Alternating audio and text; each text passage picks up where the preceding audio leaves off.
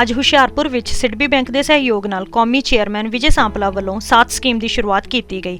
ਇਸ ਸਕੀਮ ਤਹਿਤ ਐਸੀ ਭਾਈਚਾਰੇ ਦੇ ਲੋਕਾਂ ਲਈ ਸਸਤੀਆਂ ਦਰਾਂ ਤੇ ਲੋਨ ਮੁਹੱਈਆ ਕਰਵਾਇਆ ਜਾ ਸਕੇਗਾ।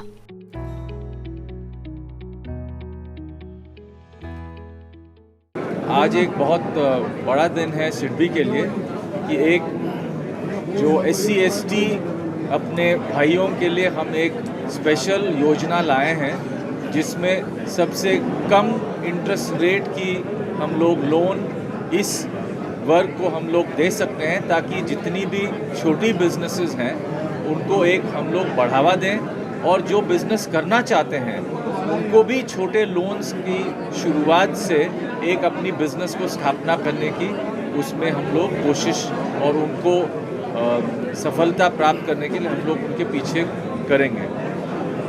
ये दूसरी बात है कि विजय सांपला जी जो राष्ट्रीय अध्यक्ष हैं, इनके ही यहाँ पर कॉन्स्टिट्यूएंसी में इनके ही घर पे हम लोग ये इस स्कीम जिसका नाम है 7, इसकी हम यहाँ पर घोषणा कर रहे हैं। ये बहुत खुशी की बात है कि सर के साथ काम करते हुए पिछले 3-4 महीनों से हम लोगों ने इस स्कीम की स्थापना की है, इसकी डिज़ाइन की है। सर से भी हम लोगों ने सलाह ली है कि किस तरीके से हम लोग इसको कर पाएँ। तो इस के तहत 2 तरीके के हम लोन देंगे। एक जो है 3 करोड़ तक हम लोग लोन देंगे, जो 50 लाख या 25 लाख से लेकर 3 करोड़ तक अगर लोग चाहते हैं। और दूसरी एक योजना है जो हम अपने पार्टनर संस्थाओं के साथ इसको हम लोग आज यहाँ शुरू कर रहे हैं, जिसका नाम है प्रयास। हमारी माइक्रो फाइनेंस पार्टनर्स यहाँ पर हैं, अप मनी और सत्या माइक्रो कैपिटल। इनके साथ 1 लाख और 5 लाख के बीच में लोन देने की हम लोग क्षमता रख रहे हैं। और छोटे लोन होने के कारण हम अपने पार्टनर्स के थ्रू जितने लोगों के पास हम लोग जा पाएंगे वही हमारी कोशिश रहेगी। बहुत बहुत शुक्रिया। और हम चाहेंगे अपने GM साहब जो हैं बलबीर सिंह जी, जिन्होंने इस कार्यक्रम को इतने अच्छे से रचा है, 2 शब्द ज़रा बलबीर सिंह से भी। धन्यवाद सर। ये जो 2 स्कीम हम आज से आरंभ किए हैं यहाँ पे होशियारपुर में, इसका मुख्य उद्देश्य क्या है कि एक जो नीचे तबके के लोग हैं या जो एक जहाँ पे मिसिंग मिडल जिसको कहा जाता है, तो उन लोगों तक कैसे पहुँचा जाए। क्योंकि जो एक नारा है कि सबका साथ सबका विकास, तो उसी नारे को आगे ले जाते हुए हमें लगा जैसे हमारे CMD सर और ये सांपला जी के साथ जब मीटिंग हुई होगी तो ये उभर के आएगी कि इस वर्ग के लिए भी कुछ ना कुछ किया जाना चाहिए। तो इस स्कीम्स की जो उत्पत्ति है वहीं से हुई है, कंसेप्ट वहीं से बना है। तो आज हमें बड़ी खुशी हो रही है कि सांपला जी के नेतृत्व में, उनके कुशल नेतृत्व में हम ये दोनों स्कीम आज यहाँ लॉन्च कर रहे हैं। निश्चित रूप से मैं ये कहना चाहूँगा कि ये दोनों स्कीम है जो कि एक जो बहुत छोटा लोन जिसे 50,000 से लेकर 5 लाख तक है।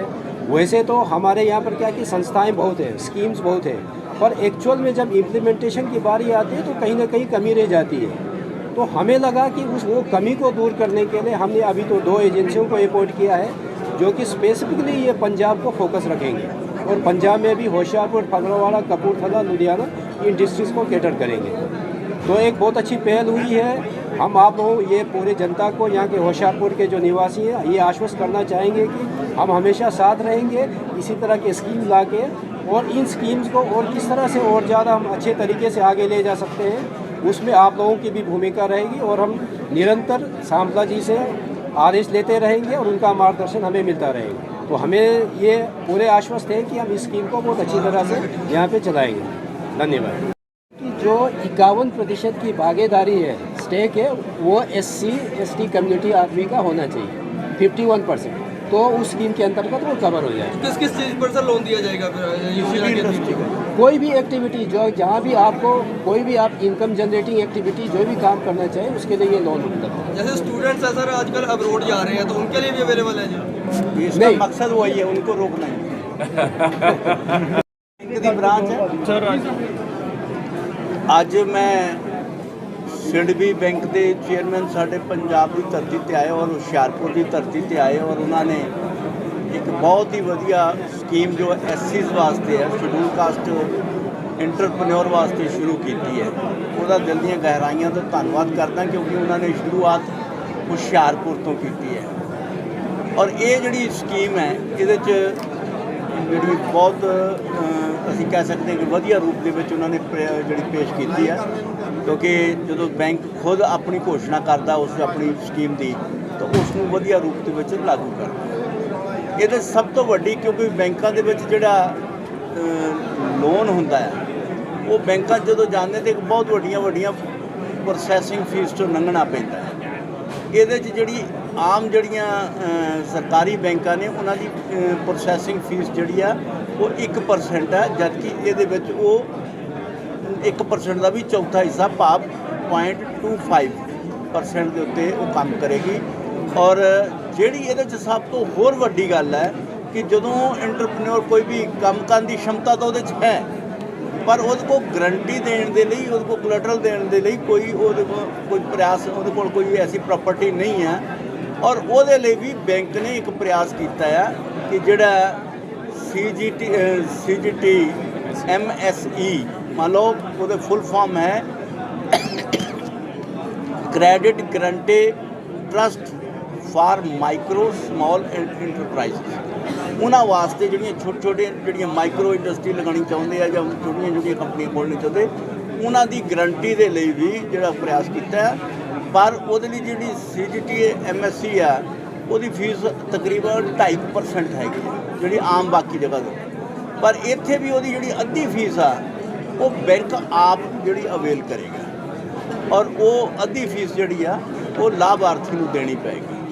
ਔਰ ਨਾਲ ਜਿਹੜਾ ਆ ਕਿ ਅਗਰ 1 ਸਾਲ ਰੂਟੀਨ 'ਚ ਉਹਦਾ ਲੋਨ ਚੱਲਦਾ ਆ, ਉਹ 50% 0.50 ਮਤਲਬ ਅੱਧਾ % ਉਹਨੂੰ ਹੋਰ ਬੈਨੀਫਿਟ ਜਿਹੜਾ ਉਹਦੇ 'ਚ ਦਿੱਤਾ ਜਾਏਗਾ। ਔਰ ਇਹਦੇ 'ਚ ਜਿਹੜੀ ਇੱਕ ਸਵਾਲ ਵਿੱਚ ਆਇਆ ਸੀ ਕਿ ਕੀ ਬਾਕੀ ਵੀ ਇਹਦੇ 'ਚ ਆ ਸਕਦੇ ਨੇ, ਪਾਰਟਨਰਸ਼ਿਪ ਦੇ ਉੱਤੇ ਕੰਮ ਕਰਦਿਆਂ ਹੋਇਆ ਦੂਸਰੀਆਂ ਜਿਹੜੀਆਂ ਜਰਨਲ ਜਿਹੜੀਆਂ ਕੈਟਾਗਰੀ ਦੇ ਲੋਕ ਵੀ ਉਹਦੇ ਹਿੱਸੇਦਾਰ ਹੋ ਸਕਦੇ ਨੇ, ਪਰ ਸ਼ਰਤ ਹੈ ਕਿ 51% ਹਿੱਸਾ ਜਿਹੜਾ ਹੈ ਉਹ SC ਦਾ ਹੋਣਾ ਚਾਹੀਦਾ। ਔਰ ਇਹ ਜਿਹੜਾ ਨਵੀਂ ਕੰਪਨੀ ਦੇ ਲਈ ਵੀ ਹੋ ਸਕਦਾ, ਔਰ ਇਹ ਪੁਰਾਣੀ ਕੰਪਨੀਆਂ ਦੇ ਜਿਹੜੀਆਂ ਪੁਰਾਣਾ ਕੰਮ ਚੱਲਦਾ ਉਹਦੇ ਲਈ ਵੀ ਹੋ ਸਕਦਾ।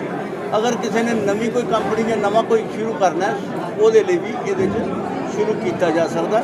ਸੋ ਹੁਸ਼ਿਆਰਪੁਰ ਦੇ ਵਿੱਚ ਇਹ ਸਿਡਬੀ ਬੈਂਕ ਨੇ ਇੱਥੇ ਆਪਣਾ ਪ੍ਰयास ਸ਼ੁਰੂਆਤ ਜਿਹੜੀ ਆ ਉਹ ਕੀਤੀ ਹੈ, ਕਿਉਂਕਿ ਪ੍ਰयास ਇੱਕ ਸਕੀਮ ਇਹਨਾਂ ਨੇ ਸ਼ੁਰੂ ਕੀਤੀ। ਜਦੋਂ ਇਹ ਸਕੀਮ ਚੱਲ ਰਹੀ ਸੀ ਤਾਂ ਸਾਡੀ ਇੱਕ ਮੰਗ ਸੀ ਬਹੁਤ ਸਾਰੇ ਲੋਕਾਂ ਦੀ ਕਿ ਇਸ ਨੂੰ ਬਹੁਤ ਛੋਟੇ ਲੈਵਲ 'ਤੇ ਵੀ ਲਿਜਾਣਾ ਚਾਹੀਦਾ, ਕਿਉਂਕਿ ਇਹ ਸਕੀਮ 25 ਲੱਖ ਤੋਂ 3 ਕਰੋੜ ਰੁਪਏ ਤੱਕ ਦੀ ਹੈ। ਔਰ ਸਾਰਿਆਂ ਦੀ ਲੋੜ ਇੰਨੀ ਨਹੀਂ ਹੁੰਦੀ, ਕਈਆਂ ਦੀ ਲੋੜ ਛੋਟੀਆਂ ਲੋੜਾਂ ਵੀ ਆ, ਲੱਖ 2 ਲੱਖ 5 ਲੱਖ ਤੱਕ ਵੀ ਹੁੰਦੀਆਂ।